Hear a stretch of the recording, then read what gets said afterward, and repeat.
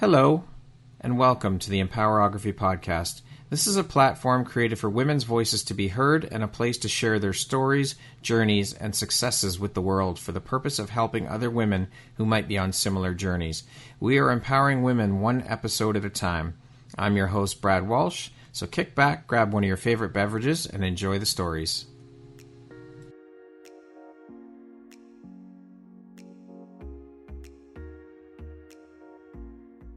What if I told you the only thing standing between you and your next big opportunity is your voice? This isn't just another program. Empower Your Message is your ticket to becoming the podcast guest everyone wants.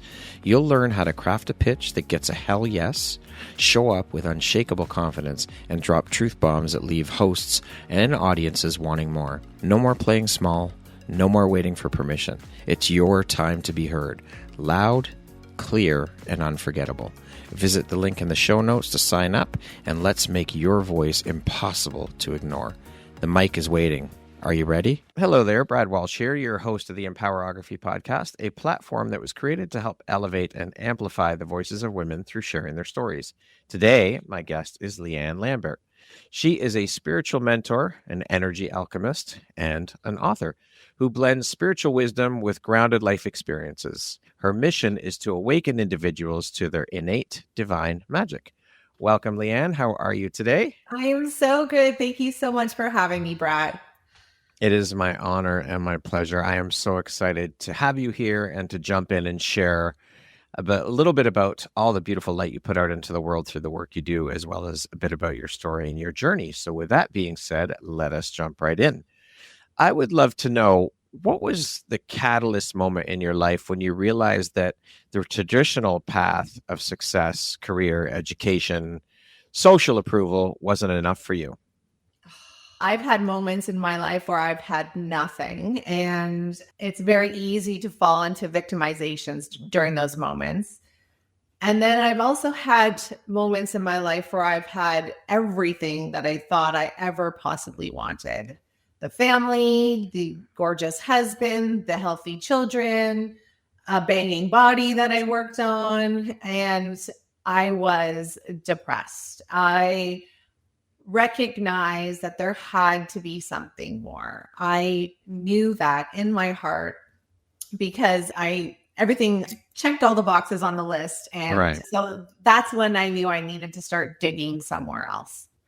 And so before becoming a spiritual mentor and energy alchemist, what did your life look like? What inner or outer experiences pushed you toward awakening to your divine potential? The pain. Before I was insecure, I was living a lie, putting on a mask, pretending to be everything for everyone else and denying myself. So that was the reality that I lived in. And once I awakened to my true purpose and I was able to tap into a joy from within, I knew my whole life was about to change. I have to say that's probably a very common trait or experience for a lot of the women that I've spoken to, is that they're so busy putting everyone else first and putting themselves on the back burner because of social conditioning, parental conditioning, all societal conditioning, all the things. This is what's common among women. But I am seeing a shift in women realizing that no more, enough of this bullshit. I am putting myself first and filling my cup first, as they say. And then whatever's left over, then I can give to others. And I find that when we do fill our cups first, it is more beneficial to everyone around us because we have that much more to give to others after we have given to ourselves. Absolutely. And if anything, it starts to overflow. Like you have so much energy, so much to give that the energy needs to go somewhere. So you're as you help yourself, you truly are helping others. So we just need to start looking at things and it backwards. Yeah. A friend of mine shared this analogy with me a while ago of a cup and a saucer. whatever's in the cup is for us, and the overflow in the saucer is for everyone else. Exactly. And that's how we have to shift the perspective and look at it. I love that. That's beautiful. Now, when you look at the person you were before fully embracing your spiritual path, what would surprise people most about your former self, do you think?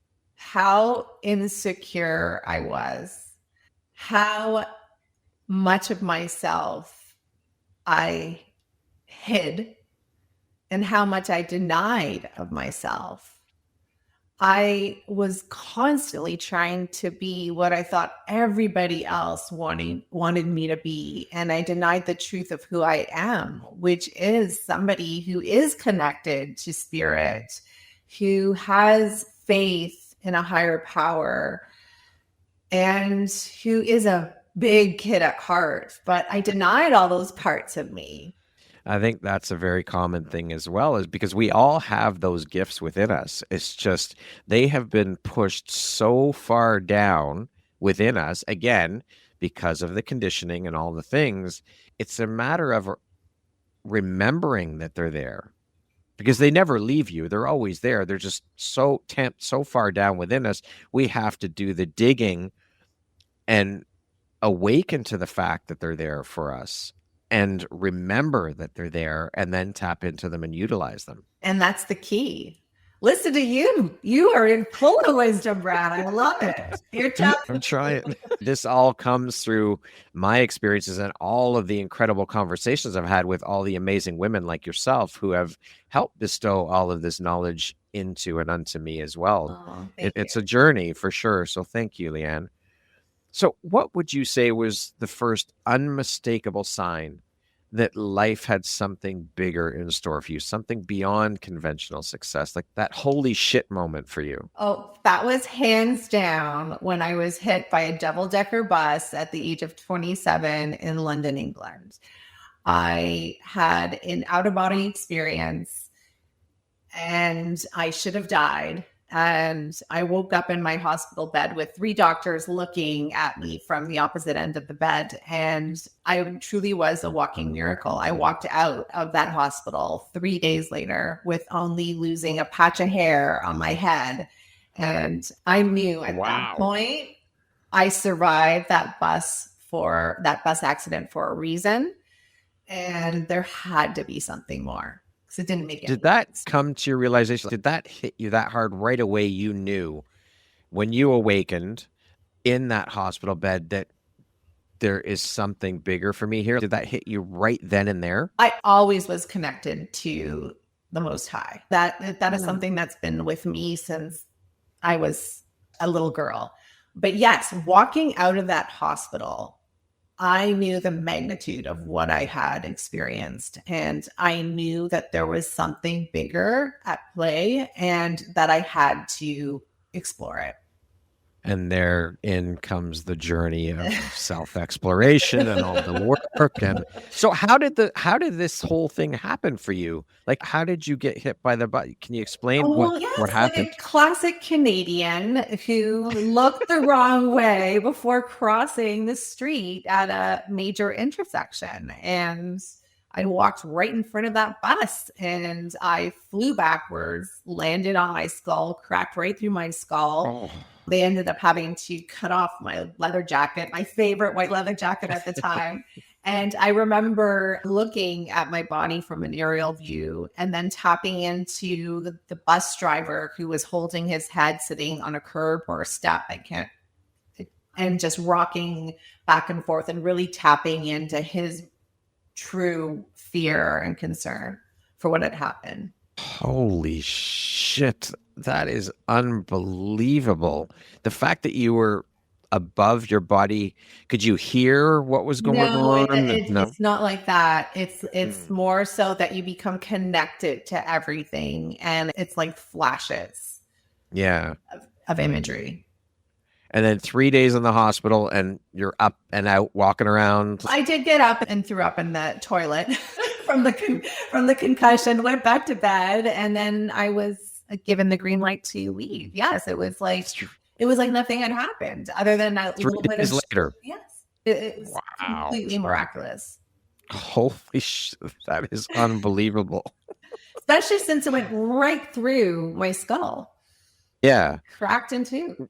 Were there any spiritual moments for you while you were in the hospital? No, No. that was pure healing time. And now that I know how to heal myself and tap into these frequencies, I do believe that divine intervention was at play at that point, and I just slept and I was healing at a really rapid rate, which can be done to this day. Yeah, for sure. Absolutely. We all have that ability within us too. Everything we need is within us already. Yes. It's just a matter of tapping into it. Yes. And people don't know that. This is why I love talking to people like yourself, because through our conversations, we can share so that people know what is possible for them, what's available to them, because so many people walk around, they don't have a fucking clue. And that's through no fault of their own. Again, this ties back to the conditioning. They don't know what's available to them. So this is why I love talking to people like yourself who've had experiences like this, so that we can share this and scream it from the rooftops for people. Exactly. And also just the messages that we're sending to our bodies, how extremely important it is. This is our vessel. I had an IV treatment not that long ago, and I had a major reaction to it and went into a crazy fever. And the fear in me wanted to initially go into call an ambulance. This is not normal. And then I tapped into my unconventional way of healing. And I said, no, I know I'm going to get through this. My body is capable of pushing through this fever. And I was constantly reaffirming the belief in my body that it is strong and vital, and I can go into that high spin state and accelerate that healing process.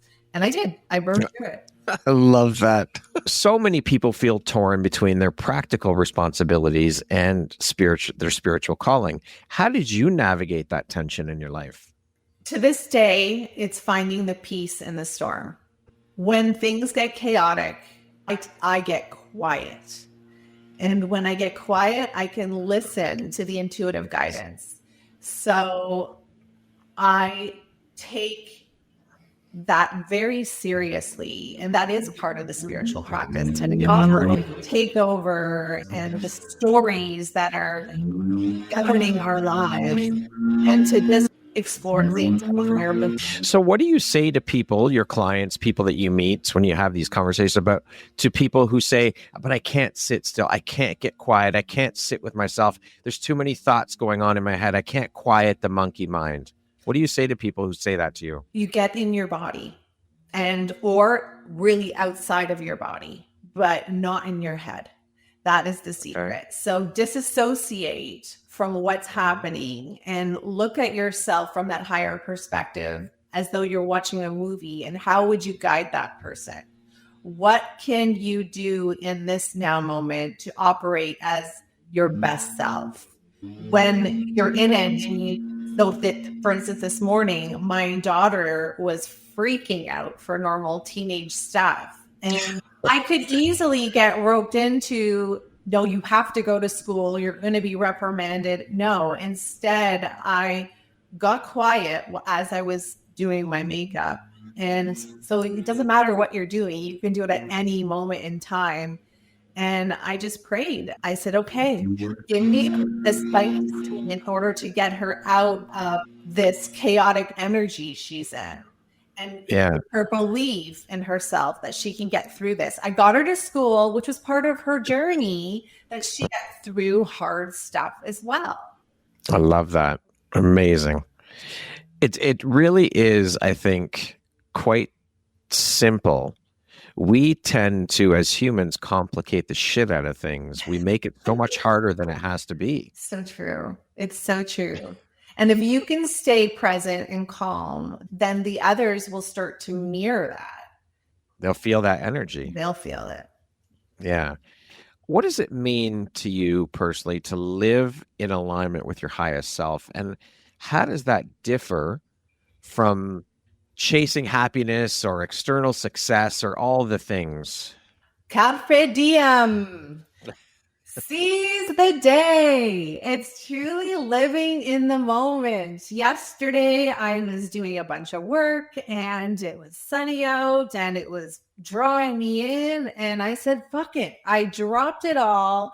I put on my shoes and I wasn't going to walk with a purpose of exercise or anything of that or to fit in my steps in the day. I was going to take that walk like it was the first walk I've ever taken, to truly live in the moment, to take the time to feel that cool breath enter my nostrils and down my throat and fill my lungs, to feel that sun on my skin, to look at every tree and how perfect it is and how different it is from one another. It was that I seize the day and I honor every moment and whatever is calling to me.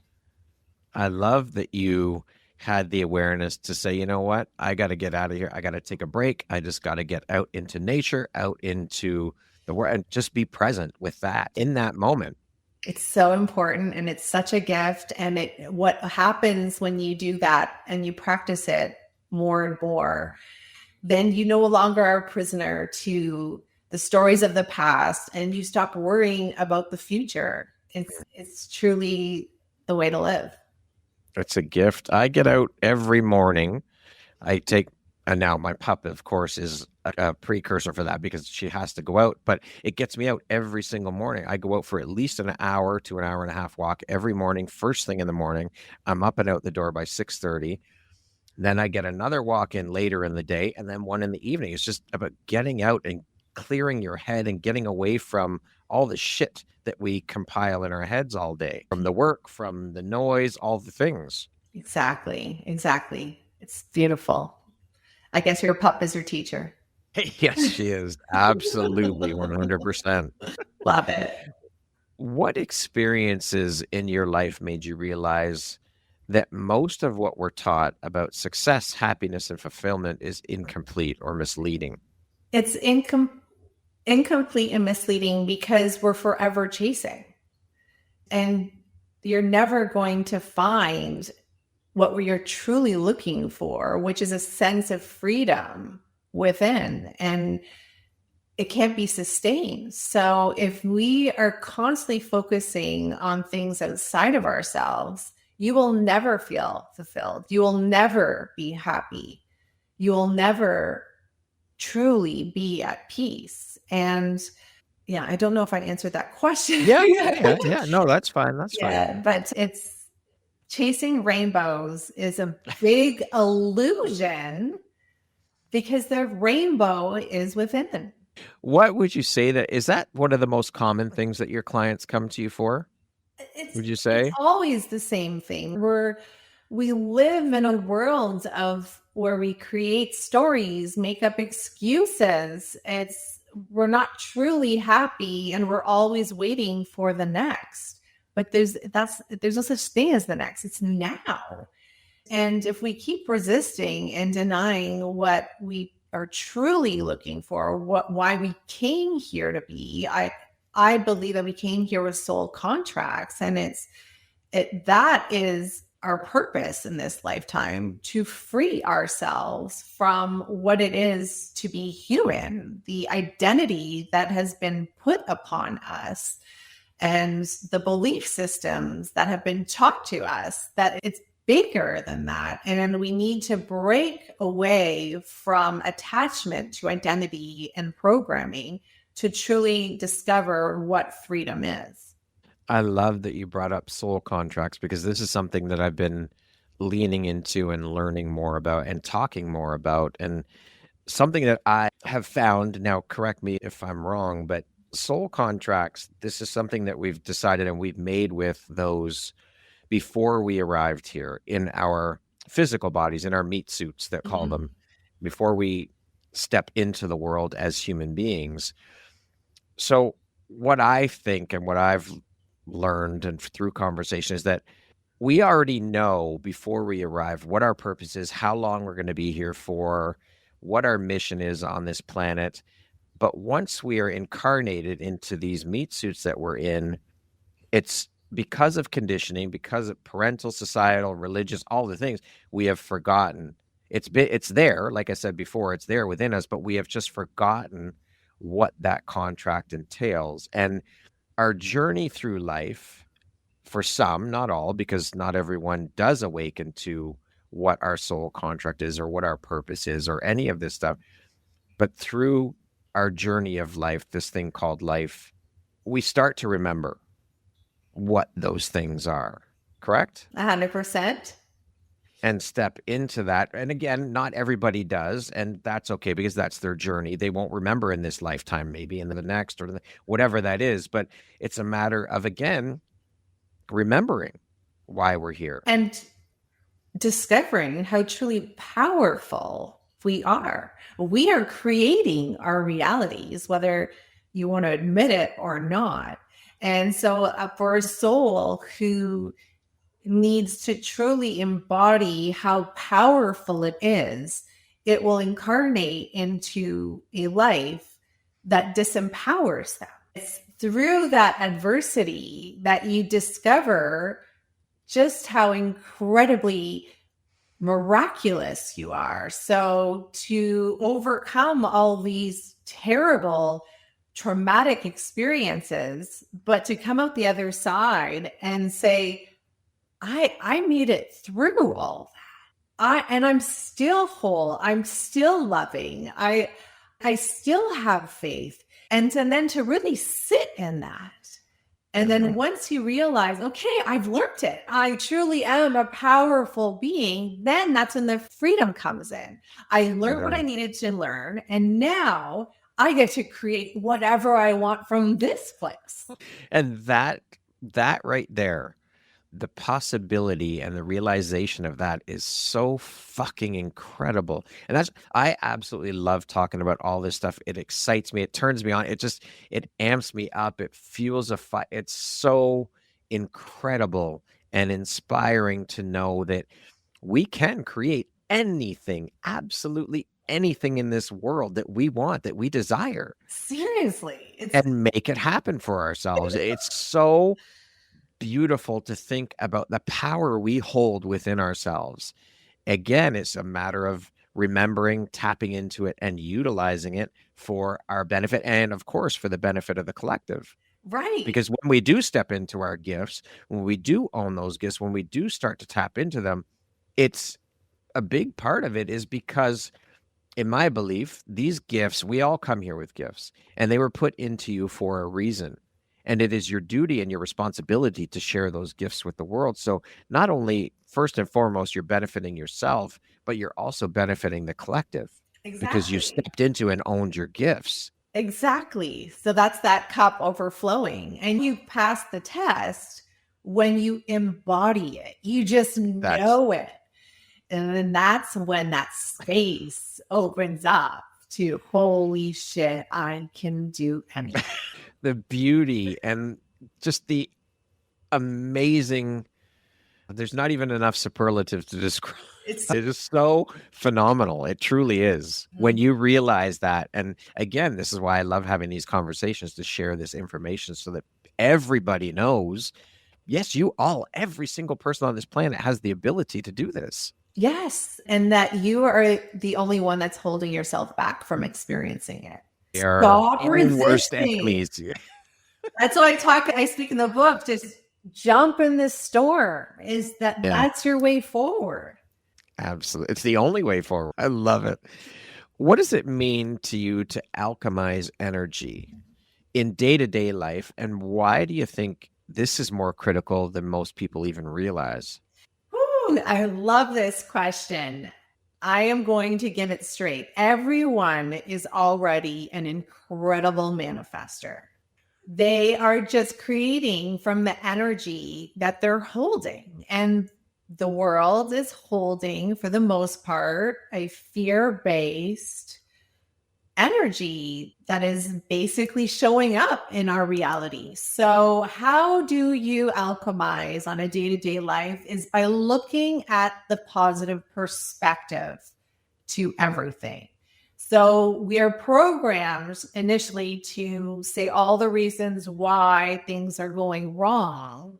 But if we start to look at life in this from this polarized scope, a viewing, then you can see both sides of the spectrum, and then you create choice for yourself.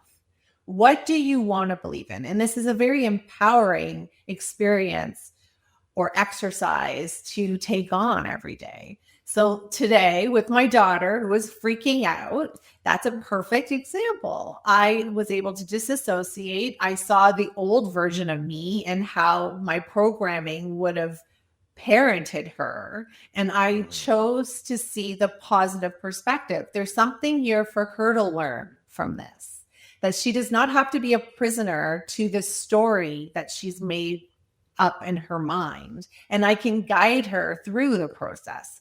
So it's about taking action in the moment, looking at the positive perspective of it all, and seeing that this is bigger than the I. It's about us. But how do you peel back the curtain to show someone this perspective if they're stuck in that, no, this is the way it is? And I guess with some people, you just have to let them figure it out on their own. That's exactly it. It's to no longer entertain it, because that is a form of energy harvesting. If you are trying to help another that isn't willing to help themselves, it's a dead end. So let them be where they're at and say, okay, if you are clearly, and be honest, transparent, you are clearly fixed on this way of viewing things, I disagree. I am not going to entertain or participate in this conversation anymore. Now, if your daughter took that viewpoint of, no, I can't do this, I'm stuck here, you just have to. She said, I'm not going to school. What are you going to do? Carry me? You can't carry me. And so she totally did. And I said, okay, then that's where consequence comes in. And it's not in a form of punishment. This is life. And for every action, there's a reaction. So I said, okay, then I'm going to have to cancel your Halloween party, because this is not okay. You need to be responsible, or we can look for solutions right now and get focused on what's important. What's the game plan to get through today? Because you can get through today. And then the consequences will be bigger than an item. You'll discover how capable you are. Yeah, you can. I love it. Thank you for sharing that personal story. In your opinion and experience, how does energy influence the way we make decisions? And why do people underestimate the role of subtle energy in shaping the reality, do you think? I truly believe that we aren't fully aware to how much our programming and identity has taken over our lives. It's not who we authentically are. And this is why the world is what it is. And we are constantly trying to avoid and we feed into the fear. So if we don't start taking ownership over the energy that we're embodying, then our world isn't going to improve. There will be more and more destructive consequence. So I really just feel that we need to start to become more accountable and to stop pretending that we're something that we're not. Which is hard because we all wear masks. Oh, yes, many masks. But are those masks serving you or not?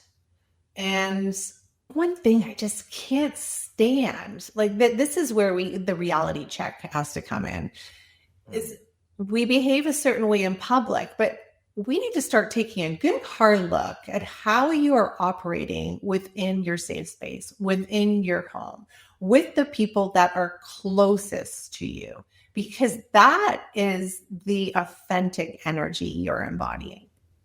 Take radical responsibility. It's a tough thing to do. It's tough, but it doesn't have, but again, it's not something that's static. So stop resisting it and say, Mhm. okay. So for instance, my other daughter gave me a wake-up call today and said, why are you more patient with my younger sister than me when I'm acting out? Yeah. And I had to take a serious hard look at that and say, you're right. I was more aligned. I was practicing stepping into the best version of me as a mom, that mask, as Mhm. that role as a mom.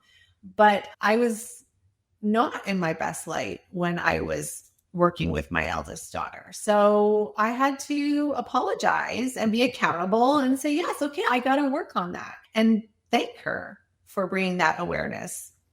Mom, I got checked this morning. Oh, I got checked.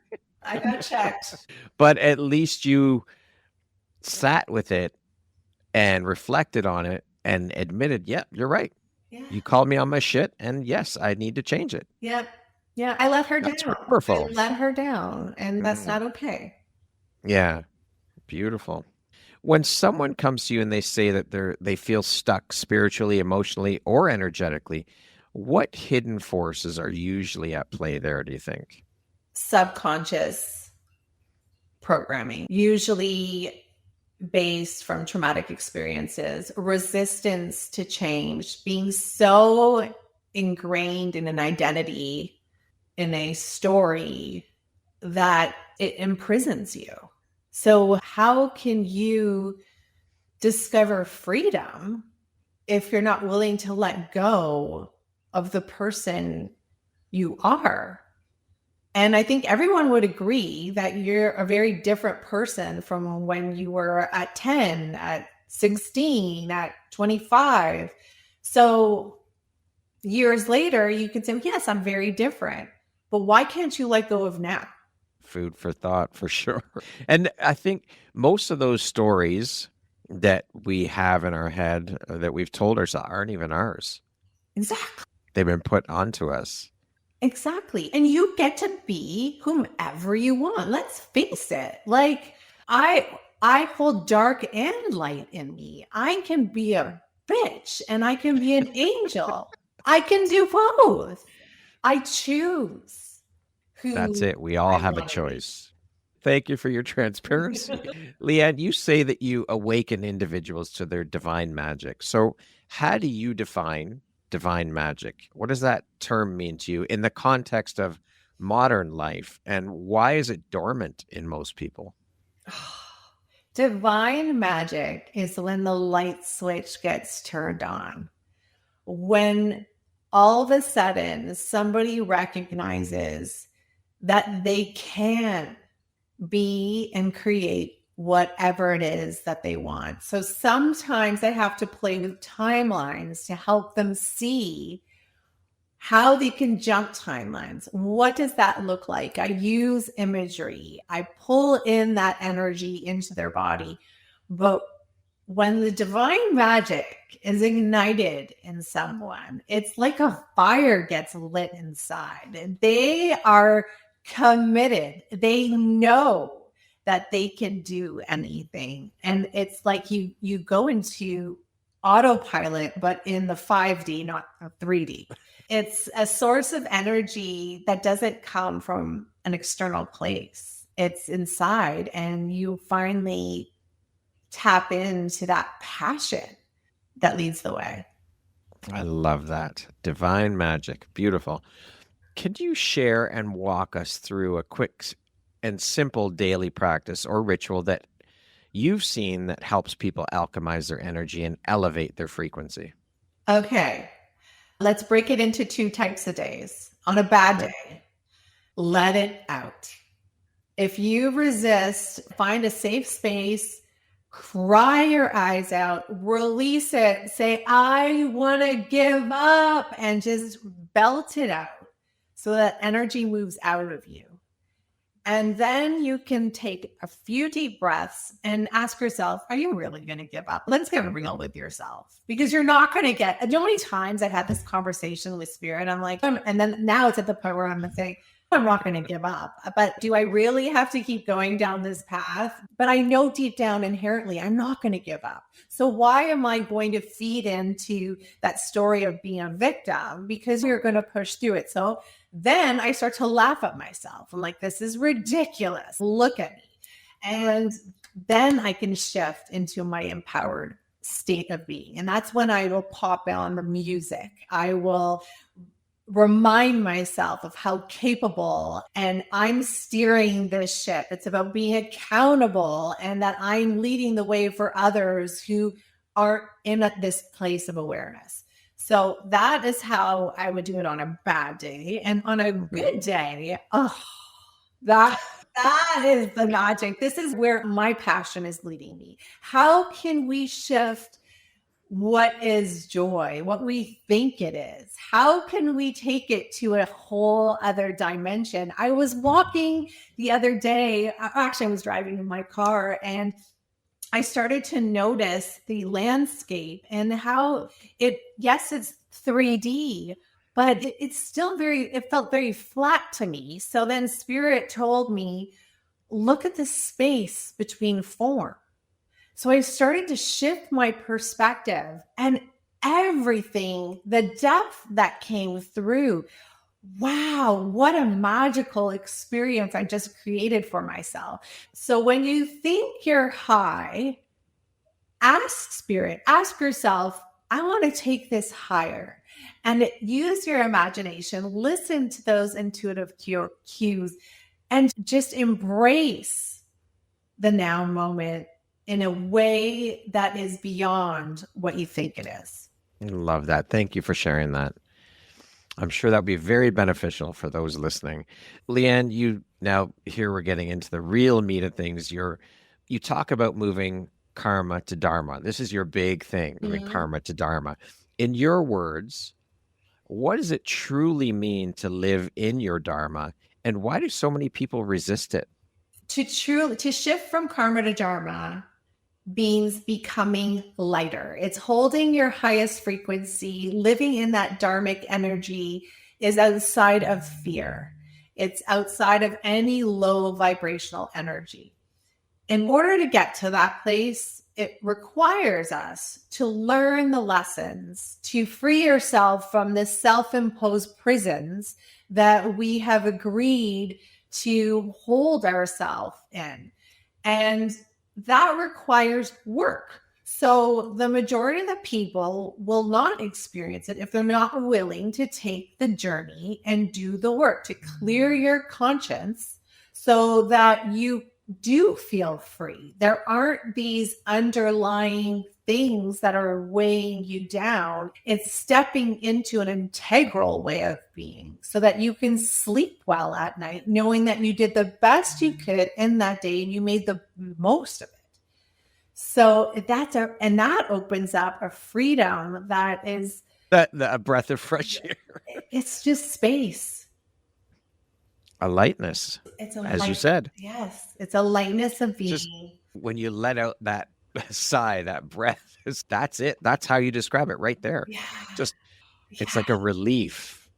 And then comes in the inspiration, because when you're no longer bound by fear, the only fear you have is to not try, is to not live. It's taking that leap, knowing that you're going to bounce out of it. This is your experience to have. So again, carpe diem, seize it. It's a different way of being. Yeah, we're only here for a short time, and you have everything within you to make whatever you want happen. So fucking take advantage of it, for fuck's sakes. Yes, exactly. We are the architects of our lives, so you can build anything. You can have it look any fucking way you want. Yes, and stop settling. Just stop settling. So I believe people resist it because it's a humbling experience. It does require a lot of growth through pain. But it doesn't have to be hard as you detach from it all.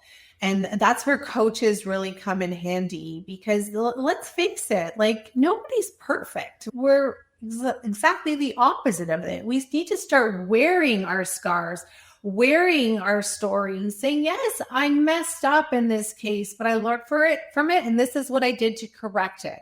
And then you can let it go. Then it's on the other person.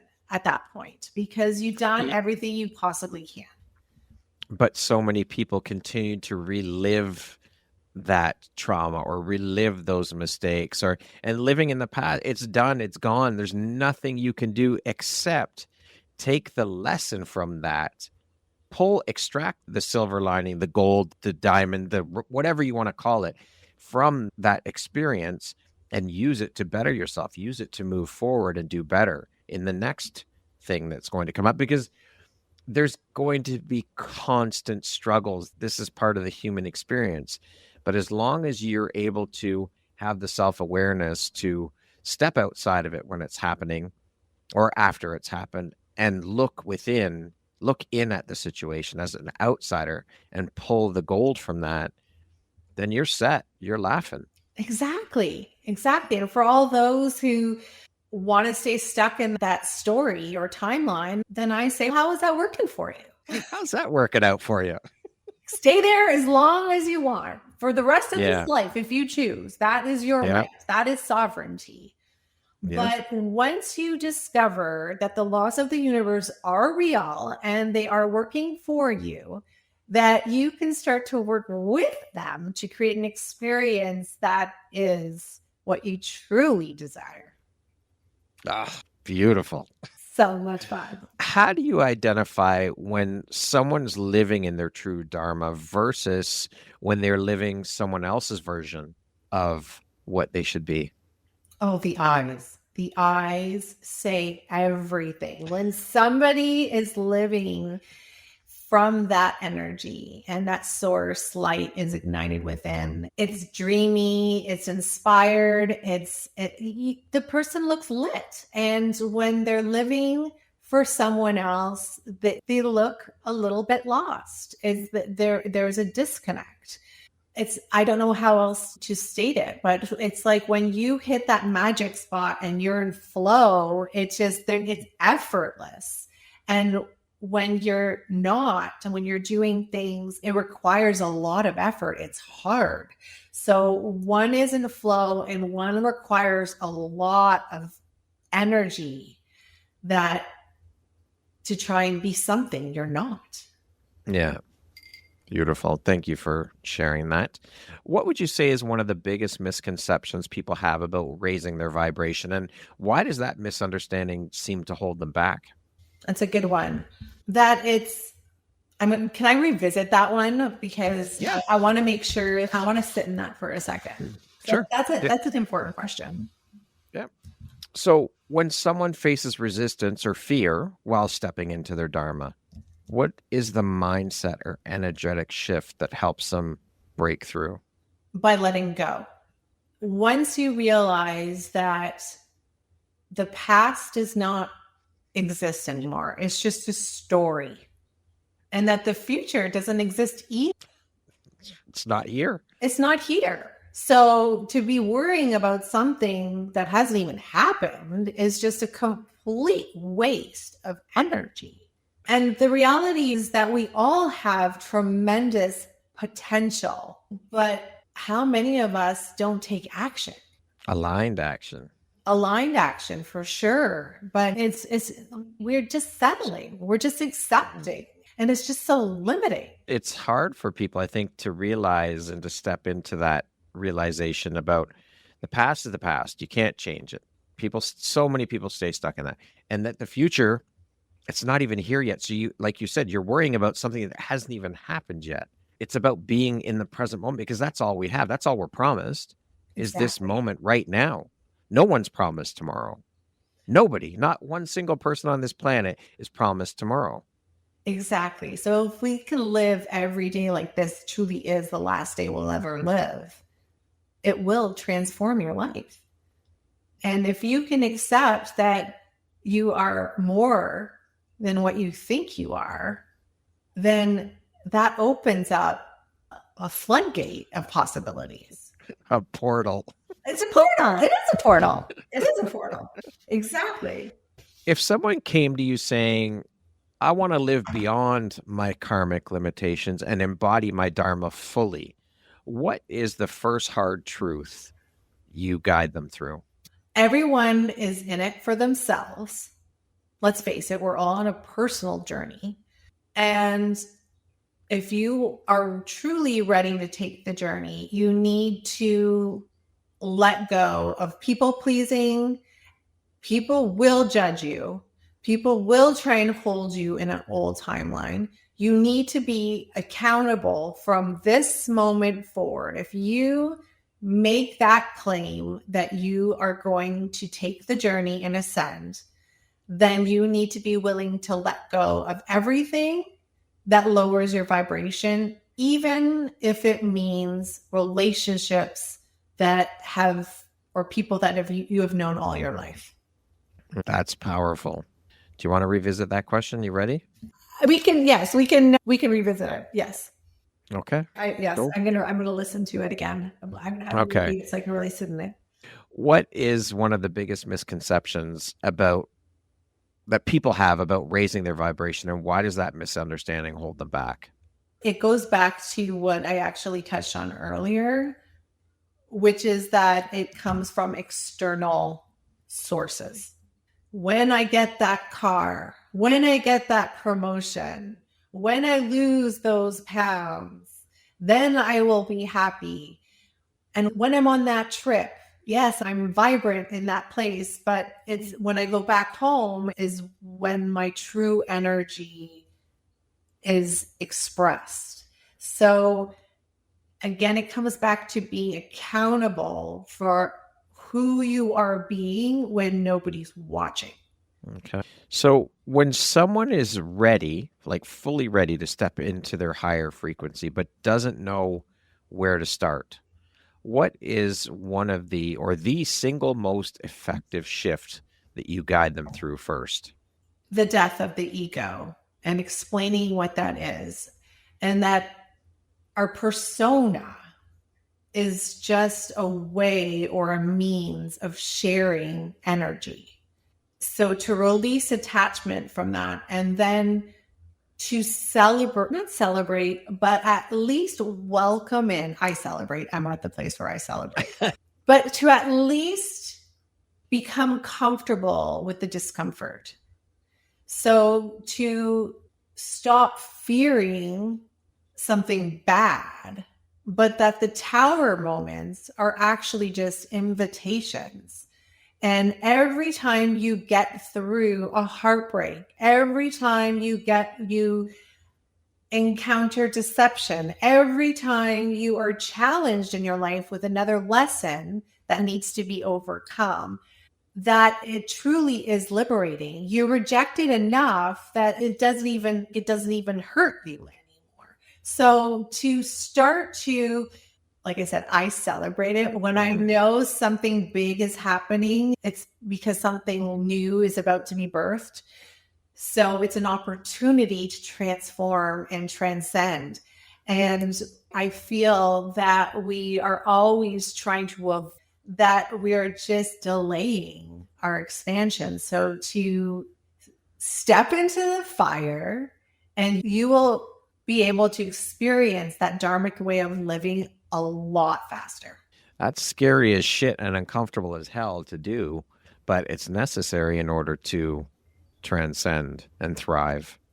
And then if you have a guide or a coach, you don't have to do it alone. I did it a lot alone, but that was my opportunity to really work with my spiritual team.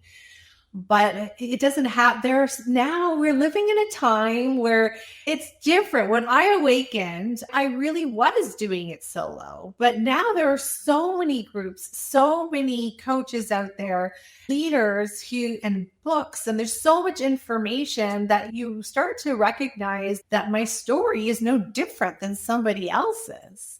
And it's just the perspective that is different. And we're all going to the same place. I don't care what path you take. You're going to get there. It's just, do you want to take the hard road or the honest road that does get easier if you start to be honest with yourself? Love that. What is one of the most profound lessons that the universe has taught you about the intersection of purpose, power, and presence?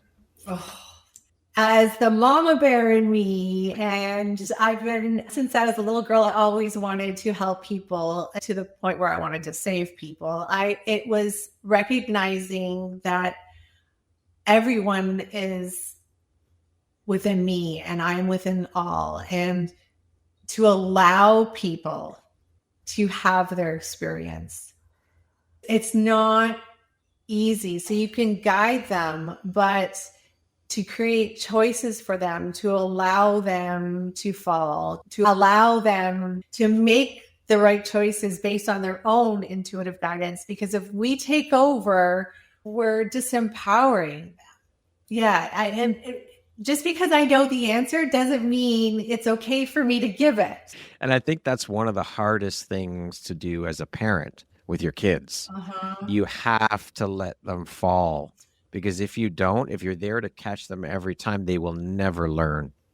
Exactly. And it is so hard to do as a parent, for sure. And even beyond that, I just watched the movie Dead Poets Society again, and how that professor was able to open up the gateway for these young minds to be free thinkers. And there were some tragic experiences that happened.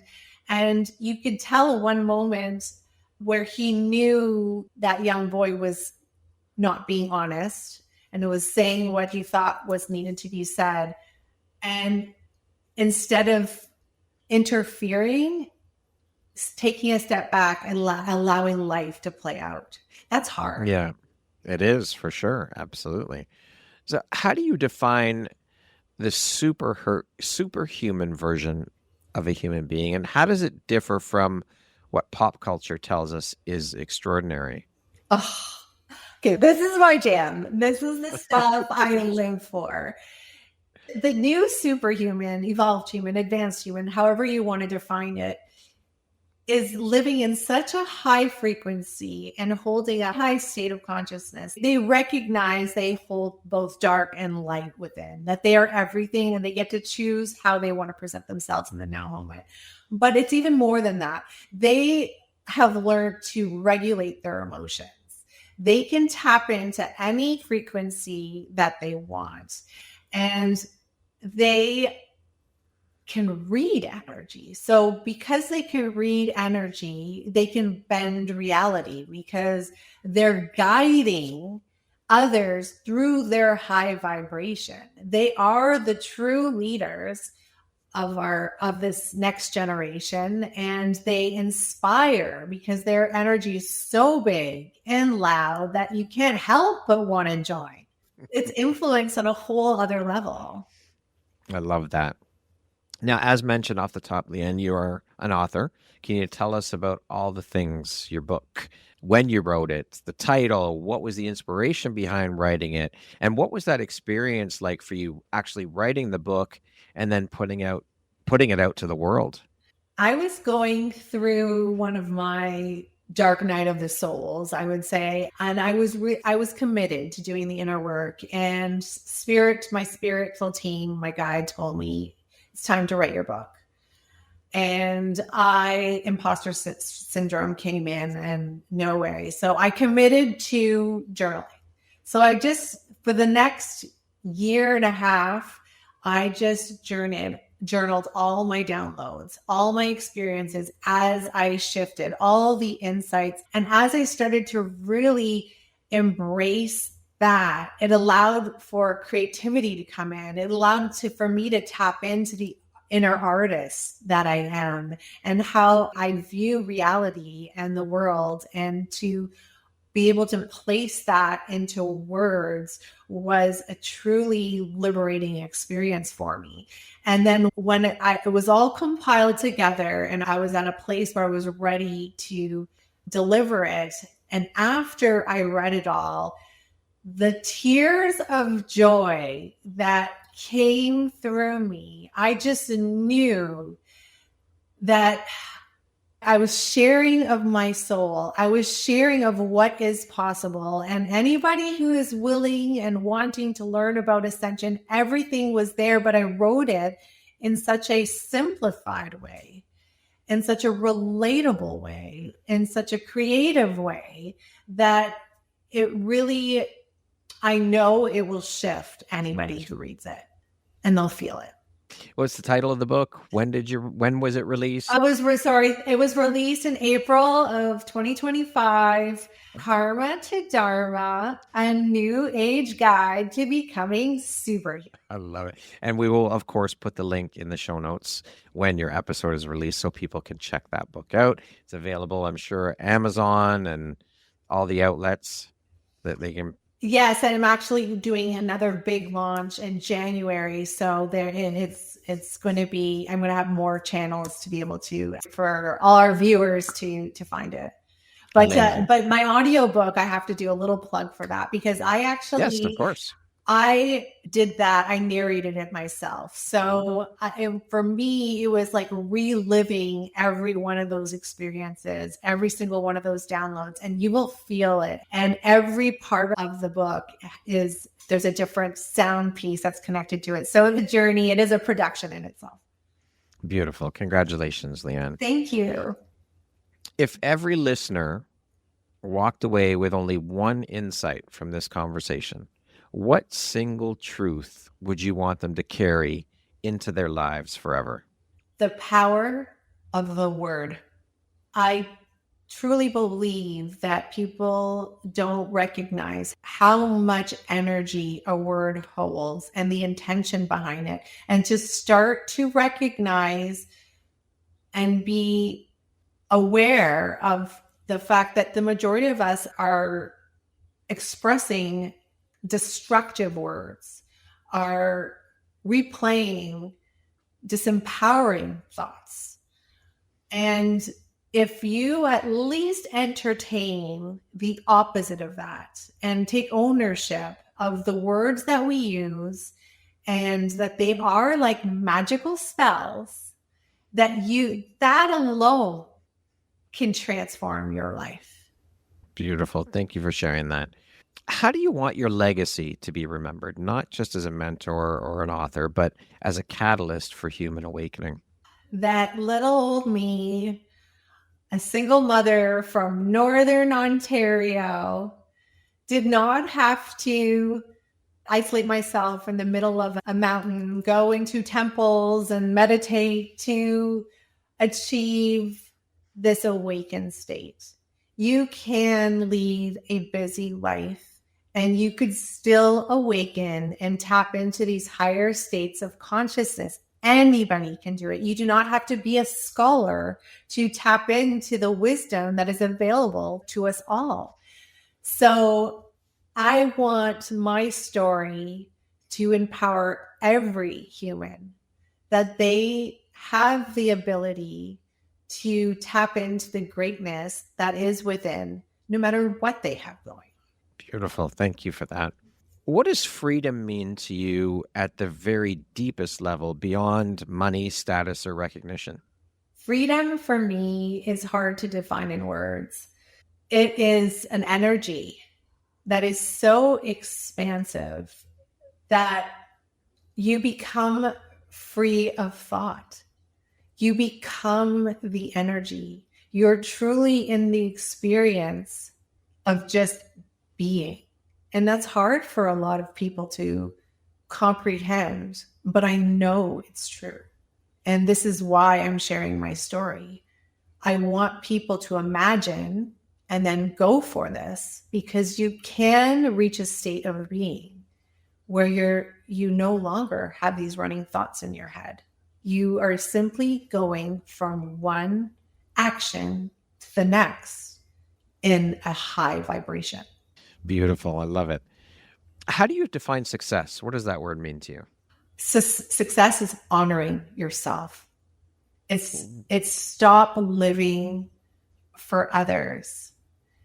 It's listening to what your heart is guiding you towards and letting go of judgment, letting go of expectation, and living for yourself. That's powerful. What does the word empowerment mean to you?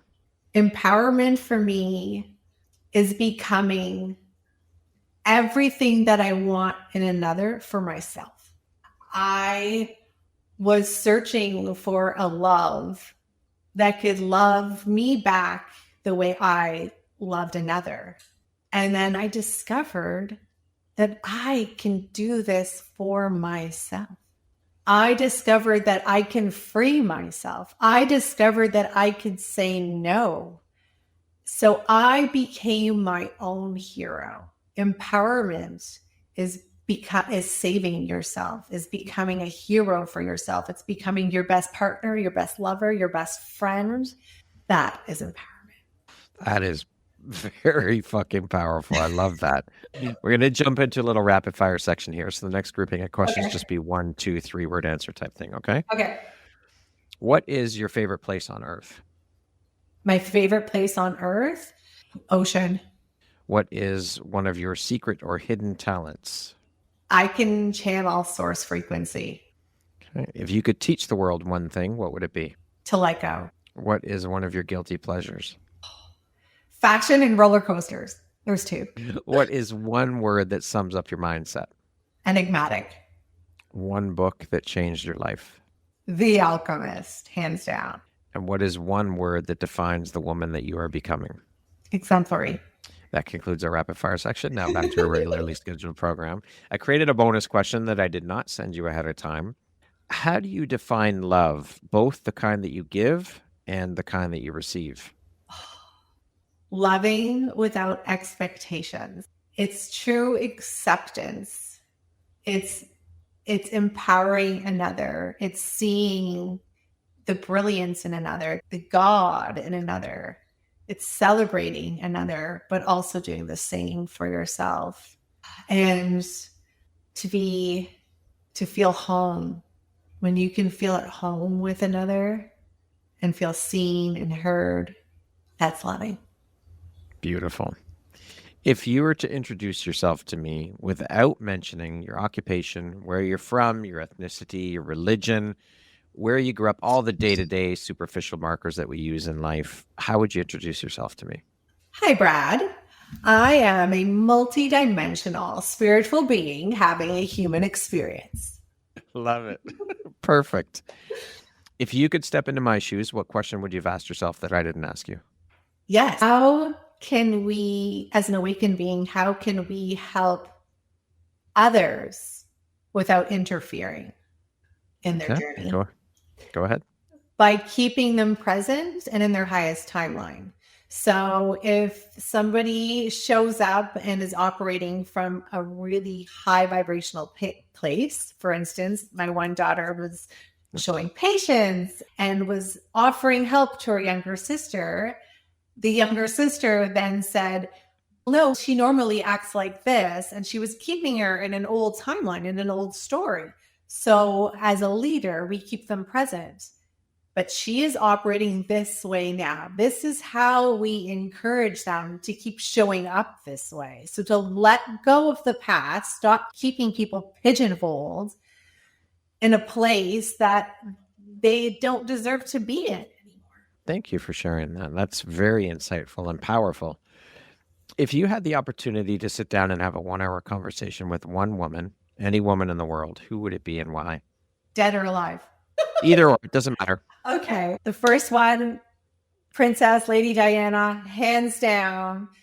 I relate to her so much, and I would love to talk fashion, to release all inhibitions, and just create a space to giggle as 2 teenage girls. And that would be a dream for me.